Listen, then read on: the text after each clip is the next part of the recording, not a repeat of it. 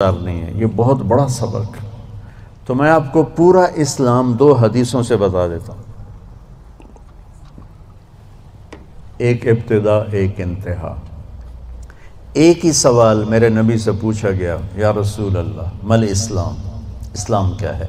یہ مدینے کے ابتدائی سال ہیں اور جبریل انسانی شکل میں کہتے ہیں اسلام کیا ہے؟ آپ نے کہا کلمہ شہادت کی گواہی دینا، نماز پڑھنا، زکوٰۃ دینا، روزہ رکھنا اور حج کرنا۔ ٹھیک ہو گیا؟ یہی سوال بعینہ آخری حج پر جب اسلام مکمل ہو چکا ہے، عمرو بن ابسہ پوچھتے ہیں یا رسول اللہ اسلام کیا ہے؟ تو پہلا جواب دوبارہ دہراتا ہوں،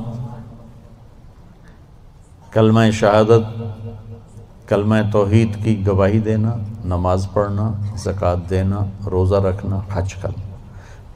ایک ہی سوال ہے، وہی سوال ہے، سوال کرنے والا ایک اور آدمی ہے اور ٹائم آگے جا چکا ہے۔ اب جواب کیا آیا؟ اب جواب آیا اطعام الطعام وطیب الکلام۔ سبحان، آپ نے فرمایا اسلام ہے میٹھا بول بولنا اور کھانا کھلانا۔ میٹھا بول، میٹھا بول۔ میں اللہ کی قسم اٹھاتا ہوں جو سن رہا ہے، ساری دنیا کے شہد میں اتنی مٹھاس نہیں جتنی زبان کے میٹھے بول میں مٹھاس ہے، اور میں اللہ کی قسم اٹھاتا ہوں 7 سمندر کے پانی میں اتنی کڑواہٹ نہیں جتنی ایک زبان کے کڑوے بول میں کڑواہٹ۔ ایک بول دلوں کو زندہ کر دیتا ہے اور ایک بول دلوں کو ویران کر دیتا ہے۔ ایک بول گھروں کو آباد کر دیتا ہے اور ایک بول گھروں کے ٹکڑے ٹکڑے کر دیتا ہے۔ تو آپ نے کہا اسلام کیا ہے؟ میٹھا بول بولنا، کھانا کھلانا۔ اچھا، کھانا کھلانا تو چلو غریب آدمی کہاں سے کھلائے گا؟ میٹھے بول میں تو پیسے نہیں لگتے۔ کسی کے ساتھ مسکرا کے ملنا، خاص طور پر والدین، بیوی، بچے، بچوں کے لیے ماں باپ، بیوی کے لیے خامند، خامند کے لیے بیوی، ان قریبی رشتوں میں میٹھا بول فرض عین ہے، اور کڑوے بول سے بچنا فرض عین ہے، ورنہ ہم اپنی نسل کو توڑ کے رکھ دیں گے۔ گھروں کی آبادی کا تعلق اتنے بڑے گھر سے نہیں ہے کہ ایڈا وڈا گھر ہوئے گا تو زندگی چنگی ہوئے گی۔ گھروں کی آبادی کا تعلق اچھے اخلاق سے ہے، میٹھے بول سے ہے، درگزر سے ہے، معاف کرنے سے ہے، حوصلہ افزائی سے ہے۔ اگر یہ باتیں نہیں ہیں تو زندگی ویران ہے۔ یہ جتنے بڑے کاروباری ہیں ان کے پاس نہ بیوی کے لیے ٹائم ہے نہ بچوں کے لیے ٹائم ہے۔ یہ کاروبار کے لیے پیدا ہوتے ہیں اور اسی کو کرتے کرتے مر جاتے ہیں۔ یہ اتنی بے اعتدال زندگی گزارتے ہیں کہ ان کی لائف کوالٹی پر رحم آتا ہے۔ یہ میرے نبی کا طریقہ زندگی نہیں ہے۔ میرے نبی نے کائنات کا سب سے بڑا بوجھ اٹھایا اور اپنے گھر کو ٹائم دیا، بچوں کو ٹائم دیا، بیوی کو 11 بیویاں تھیں، 9 زندہ تھیں، ان کو ٹائم دیا۔ مل اسلام، اسلام کیا ہے؟ ابتدائے زمانہ کا سوال ہے، اللہ اور رسول کی گواہی دینا، نماز پڑھنا، زکوٰۃ دینا، روزہ رکھنا، حج کرنا۔ اللہ کا فضل ہے اس اسلام پر ایک بہت بڑا طبقہ چل رہا ہے۔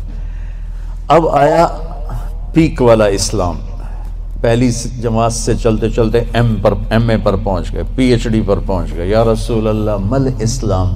تو آپ نے فرمایا میٹھا بول بولنا اور کھانا کھلانا۔ کھانا کھلانے سے مراد صرف کھانا کھلانا نہیں، سخاوت، لوگوں کی ضرورتیں پوری کرنا، خدمت کرنا، ان کے کام آنا۔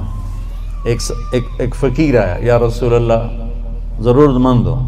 آپ نے کہا میرے پاس تو کچھ ہے نہیں، اس وقت تو کچھ نہیں۔ وہ کہنے لگا میں دکاندار سے لے لیتا ہوں، آپ ادا کر دینا بعد میں۔ آپ نے کہا ٹھیک ہے۔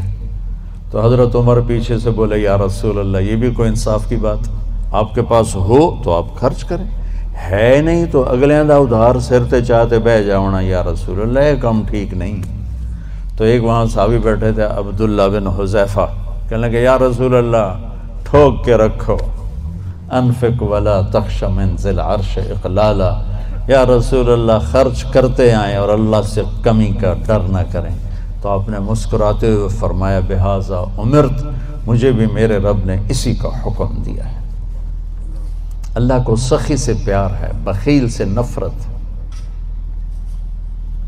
تو جب اللہ ناراض ہوتا ہے تو پیسہ بخیلوں کو دے دیتا ہے اور حکومت نکموں کو دے دیتا ہے اور بارشیں بے وقت کر دیتا ہے۔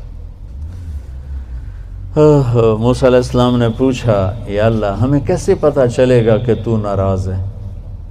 کوئی کمیونیکیشن تو ہے نہیں، تو کیسے پتہ چلے گا تو ناراض ہے؟ تو اللہ نے کہا امطر علیہم ابان حصادہم وامنعہ ابان زرعہم۔ موسیٰ پہلی نشانی میری ناراضگی کی، بارشیں بے وقت ہوں گی، موقع پہ نہیں کروں گا، بے موقع کروں گا۔ اجعل ملک فی صفحائہم، حکومت بے وقوف لوگوں کو دوں گا، والمال فی بخلائہم، اور پیسہ بخیلوں کو دوں گا۔ ایک بخیل کا بھی دادا ہوتا ہے، اس کو کہتے ہیں عربی میں شحیح۔ بخیل ہوتا ہے جو کسی پہ خرچ نہ کرے اور تھوڑا بہت اپنے اوپر ضرور لگاتا رہے، اور شحیح وہ قسمت کا مارا ہوتا ہے جو صرف گننے کا مزہ لیتا ہے اور گن گن کے قبر چڑھ جاتا ہے تو آپ بھوکے دا بھوکا رہ جاتا ہے، نہ بچوں کو دیتا ہے، نہ بیوی کو دیتا ہے، نہ کم بخت نہ اپنے اوپر لگاتا، صرف گننے کے مزے لیتا رہتا ہے۔ کروڑ ہو گیا، 1 ارب ہو گیا، 1 بلین ہو گیا، 1 ٹریلین ہو گیا، پیچھے کون کس کا نصیب ہے۔ موسیٰ علیہ السلام نے پوچھا اچھا یا اللہ جب تو راضی ہوتا ہے تو پھر کیا نشانی؟ تو اللہ تعالیٰ نے فرمایا امطر علیہم ابان زرعہم وامنعہ ابان حصادہم۔ موسیٰ جب بارش کی ضرورت ہوتی ہے تو کر دیتا ہوں، جب نہیں ہوتی تو روک لیتا ہوں۔ وَأَجْعَلُ الْمُلْكَ فِي حُلَمَائِهِمْ، اور حکومت سمجھدار لوگوں کو دیتا ہوں۔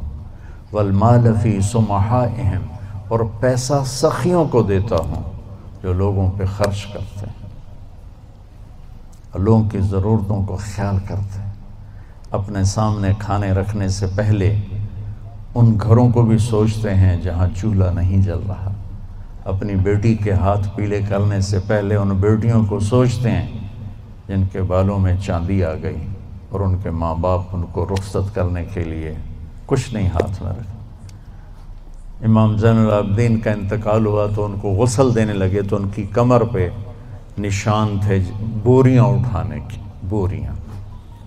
تو وہ غسل دینے والے بڑے حیران ہوئے کہ حضرت امام زین العابدین تو شاہی زندگی گزار، اللہ نے بہت رزق دیا۔ تو ان کے انتقال کے بعد پتہ چلا کہ 100 گھروں کا خرچہ اٹھایا ہوا تھا اور بوریاں بھر بھر کے خود اپنی کمر پہ اٹھا کے مدینے میں ان کے گھروں میں پھینک کے آ جاتے تھے۔ موت کے بعد لوگوں کو پتہ چلا کہ ہم پہ خرچ کرنے والا کون تھا، زندگی میں کسی کو پتہ ہی نہیں چلا کہ ہمارے خرچے کون اٹھا رہا۔ سبحان۔ تو بھائیو بہنوں، اسلام کیا ہے؟ اسلام کی انتہا کیا ہے؟ میٹھا بول بولنا، کھانا کھلانا، یعنی سخاوت، سخی ہونا۔ اللہ کو سخی سے پیار ہے چاہے نافرمان ہو، بخیل سے نفرت ہے چاہے تہجد گزار ہو۔ پھر پہلے زمانے کی طرف لوٹتے ہیں۔ جبریل نے سوال کیا یا رسول اللہ مل ایمان، ایمان کیا ہے؟ تو اب آپ نے ابتدائے اسلام کو سامنے رکھ کر کہا اللہ کو ماننا، فرشتوں کو ماننا، کتابوں کو ماننا، رسولوں کو ماننا، موت کے بعد کی زندگی کو ماننا۔ ان تؤمن باللہ وملائکتہ وکتبہ ورسلہ وبالبعث بعد الموت۔ یہی سوال 10 سال کے بعد ایک شخص کرتا ہے یا رسول اللہ مل ایمان، ایمان کیا ہے؟ تو اب جواب دینے والے میرے محبوب ہیں اور آپ ایک جواب دے چکے ہیں، لیکن اب اسلام مکمل ہو چکا ہے، تو اب آخری درجے کی بات فرماتے ہیں ایمان ہے الصبر والسماحہ، معاف کرنا اور صبر کرنا۔ سبحان اللہ، کہ ایمان کیا ہے؟ صبر کرنا اور معاف کرنا۔